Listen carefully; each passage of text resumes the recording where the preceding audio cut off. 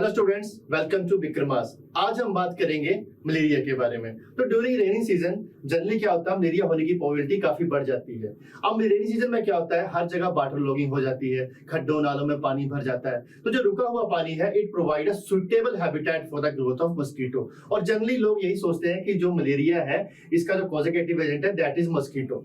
तो क्या वाकई में ऐसा है कि जो मलेरिया है ये इसके लिए टोटली मस्कीटो रिस्पॉन्सिबल है या कोई और पैथोजन है विच कॉज मलेरिया? तो आइए देखते हैं। तो अगर बात करें pathogen of malaria, so that is Plasmodium. This is the pathogen which is responsible for the malaria and this is a protozoan. It is a protozoan and it belongs to the kingdom Protista. You know very well about the 5 kingdom system classification given by the R.H. Whitaker. So the kingdom Protista is one among them, and this is the kingdom of this pathogen, that is Plasmodium. तो this is the Plasmodium जो malaria फैला रहा है, malaria cause कर रहा है। तो अब मस्कीटो का क्या रोल है? So mosquito act as a medium of transport. तो mosquito is act as a medium of transport. Medium of transport means it, you can also call it as a vector. यानी जो mosquito है ये as a vector act कर रहा है for the pathogen Plasmodium. अब कौन सा मस्कीटो है? That is the female anopheles mosquito. यानी फीमेल एनोफिलीज मस्कीटो जो है that act as a vector for the plasmodium. अब वेक्टर क्या मतलब है? वेक्टर मींस कि प्लाज्मोडियम को एक इन्फेक्टेड पर्सन से दूसरे पर्सन में जो ट्रांसपोर्ट का काम कर रहा है that is done by the female anopheles mosquito. And this was first discovered by the sir Ronald Ross. First discovered by sir Ronald Ross. यानी sir Ronald Ross was a scientist who first discovered that the malaria spread by the bite of the female anopheles mosquito.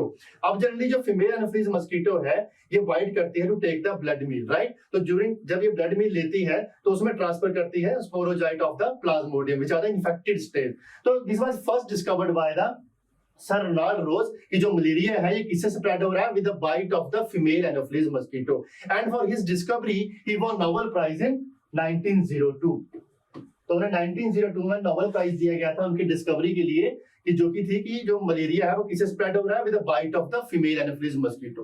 तो अब बात करते हैं different species of the pathogen plasmodium. तो the first one is plasmodium vivax.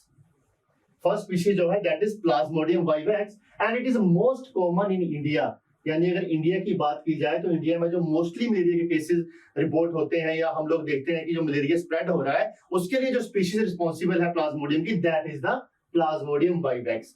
And the malaria caused by plasmodium vivax is called benignant tertian malaria. यानी ये जो species है प्लाज्मोडियम वाइवैक्स ये कौन सा मलेरिया कॉज करती है? Benignant tertian malaria. And recurrence of fever of fever in case of benign tertiary malaria is 48 hours. Recurrence of fever is occurred after every 48 hours. That is alternate on the third day. यानी हर तीसरे दिन जो patient है उसे क्या होगा? उसे recurrence होगी, उसे बार बार बुखार होगा हर तीसरे दिन यानी 48 आवर्स के बाद। किस केस में? In benignant tertiary malaria. And this recurrence of fever is called paroxysms. And this recurrence of fever is called paroxysms. So now the next species is plasmodium falciparum. The next species of the plasmodium is Plasmodium falciparum, and this species is responsible for the most death of the human in Africa and in tropic countries. यानी जो Plasmodium falciparum है this is the most dangerous and ये ज्यादातर deaths के लिए responsible है इन African countries में और इन ट्रॉपिकल कंट्री में। एंड जो मलेरिया Plasmodium falciparum की वजह से हो रहा है that malaria is called malignant tertiary malaria. That malaria is called malignant tertiary malaria, and in this case also the recurrence of fever is after 48 hours या on alternative on the third day. Now next species की बात करते हैं that is Plasmodium malariae. That is Plasmodium malariae. It is most commonly spread in the countries like Africa, Burma and Sri Lanka. तो इन countries में जो malaria cause कर रही है species that is the Plasmodium malariae, and the malaria caused by Plasmodium malariae is quartan malaria. The malaria is called quartan malaria and this is less common in India. यानी India में mostly common malaria किससे हो रहा था? Plasmodium बाइवैक्स से. तो जो Plasmodium malaria है, this is responsible for the malaria in which countries? Africa, Burma and Sri Lanka. And in this case, that is the quartan malaria, the recurrence of fever is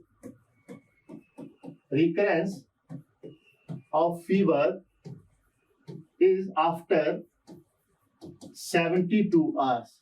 That is alternative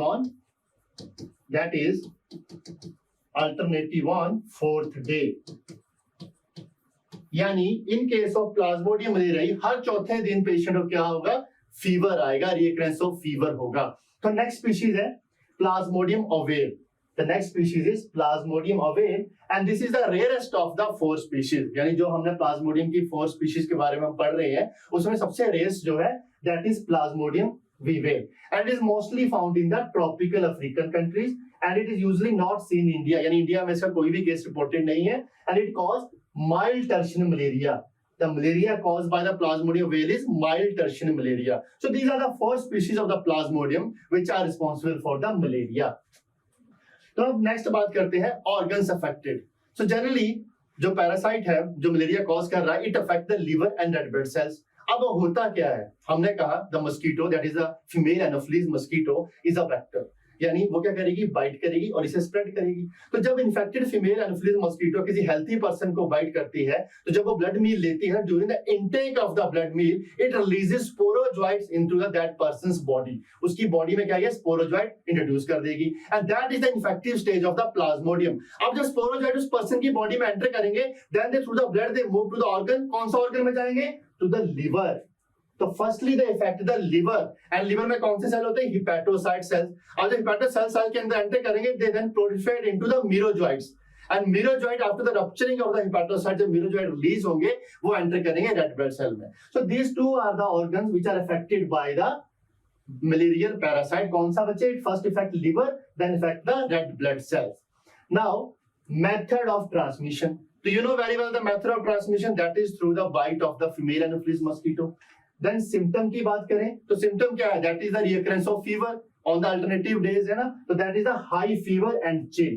So these are the symptom. अब ये कब feel होता है? तो when मैंने कहा कि firstly it affect the liver cell, then merozoite released from the liver cell, then they enter into the red blood cells and red blood cell के अंदर फिर से proliferate करेंगे and lead to the asexual division. यानी asexual stage अपनी complete करेंगे. तो जब red blood cells के अंदर merozoites enter कर जाएंगे then they lead to the rupturing of the red blood cell. यानी कुछ red blood cell क्या rupture कर जाएंगे and then occur the release of the toxin that is hemojoin. कौन सा toxin release होगा? Toxin released by rupturing of red blood cell is hemojoin. And जब ये टॉक्सिन बॉडी में रिलीज होगा then that person starts feeling fever and chill, right? So then vomiting is also a symptom of the malaria. So these are the some symptom of the malaria. अब बात करते हैं life cycle of the plasmodium. अब बात करेंगे हम pathogen के life cycle की. तो जो प्लाज्मोडियम का लाइफ साइकिल है it required 2 host. It requires 2 hosts to complete its life cycle. तो जो ये पैथोजन है प्लाज्मोडियम, ये 2 होस्ट इसकी रिक्वायरमेंट होती है अपना लाइफ साइकिल कंप्लीट करने के लिए. That's why it is called digenetic. That's why it is called digenetic mode of life cycle because it requires 2 hosts to complete its life cycle. अब कौन से होस्ट हैं? तो first one is primary host. Primary host इसे हम permanent host भी कहते हैं. It is also called permanent host. And the second one is secondary host. Second one is secondary host. और क्या बोलेंगे इसे? Intermediate host and intermediate host.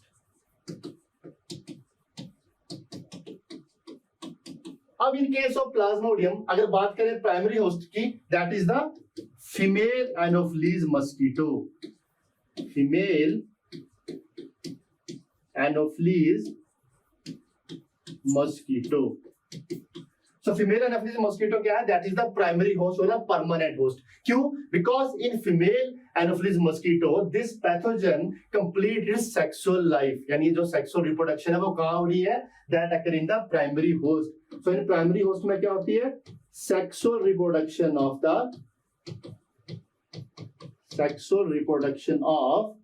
Pathogen. तो जिस होस्ट के अंदर पैथोजन अपनी सेक्सुअल रिप्रोडक्शन कंप्लीट कर रहा है उसे हम बोलते हैं प्राइमरी होस्ट और परमानेंट होस्ट. सेकंड है सेकेंडरी और इंटरमीडिएट होस्ट.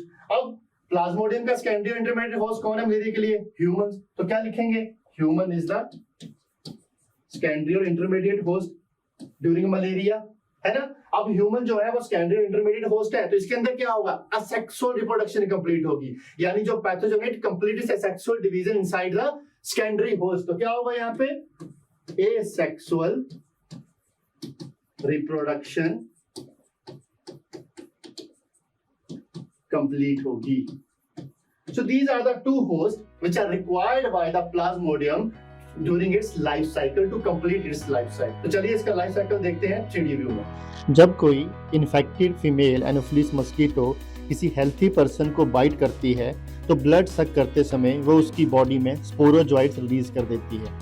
ये स्पोरोजॉइट प्लाज्मोडियम की इन्फेक्शियस स्टेज है और ये स्पोरोजॉइट ब्लड से होते हुए लिवर में एंटर कर जाते हैं और inside the liver hepatocyte cell में दी स्पोरोजॉइट्स अंडरगो प्लोरीफेशन और प्लोरीफेशन होने के बाद ये स्पोरोजॉइट्स कन्वर्ट हो जाते हैं मीरोजॉइट्स में.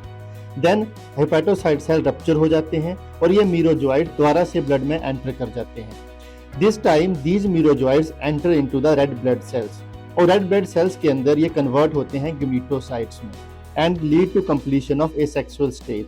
लेकिन कुछ रेड ब्लड सेल के अंदर ये लार्ज नंबर में प्रोलिफरेट करते हैं एंड तब रेड ब्लड सेल के रप्चर होने पे ये ब्लड में रिलीज करते हैं हेमोजॉइन टॉक्सिन और इस टॉक्सिन के रिलीज होने पे पेशेंट को चिल और फीवर फील होता है. इसके बाद जब कोई non infected female Anopheles mosquito किसी इन्फेक्टेड पर्सन को बाइट करती है तो ब्लड सक करते समय ये गमीटोसाइट्स ब्लड के थ्रू उसकी बॉडी में एंटर कर जाते हैं एंड फीमेल एनाफिलिस मस्कीटो की बॉडी में पहुंच के स्टमक में जाकर ये गमीटोसाइट आपस में फ्यूज कर जाते हैं and lead to formation of a zygote.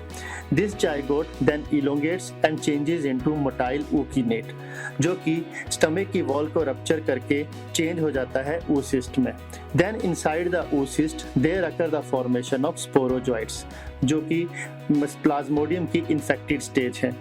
तब ये स्पोरोजॉइट बॉडी कैविटी से होते हुए मस्कीटो की सेलिवरी ग्लैंड्स में पहुंचते हैं और जब ये फीमेल एनाफिलिस मस्कीटो फिर से किसी हेल्थी पर्सन को बाइट करेगी तो ये स्पोरोजॉइट्स उसकी बॉडी में रिलीज कर दिए जाते हैं.